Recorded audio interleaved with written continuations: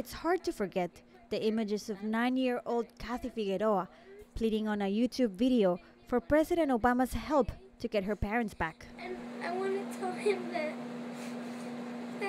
I want him to help me. That was 3 years ago, when her parents were arrested in a raid conducted by Sheriff Joe Arpaio at the car wash where they worked in Phoenix. I started crying, and that's when everything started. I felt like my daughter had become an orphan at that moment because it was both of us. And for Kathy's parents, the nightmare is still not over. They were able to get their deportation order suspended and stay in the country, but they've been waiting for a court hearing date ever since their arrest in 2009. Antes era libertad. Before, it was freedom, and now it's staying at home, locked up inside four walls. Kathy's story is one of countless of U.S.-born children at risk of losing their undocumented parents at any moment.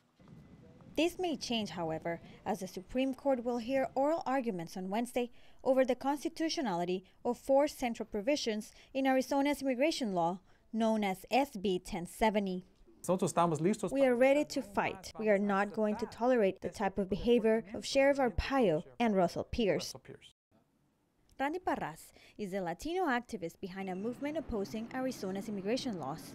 He rallied locals to vote in a special election in which Republican Senator Russell Pierce, co-author of Arizona's SB 1070, was recalled from office back in November of last year.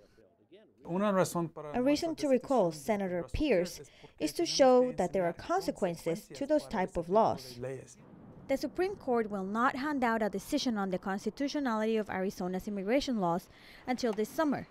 But for now, Kathy continues to apply herself at school, as she already knows what she wants to be in the future.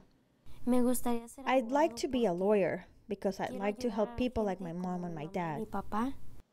For Univision News, this is Ingrid Rojas in Miami, Florida.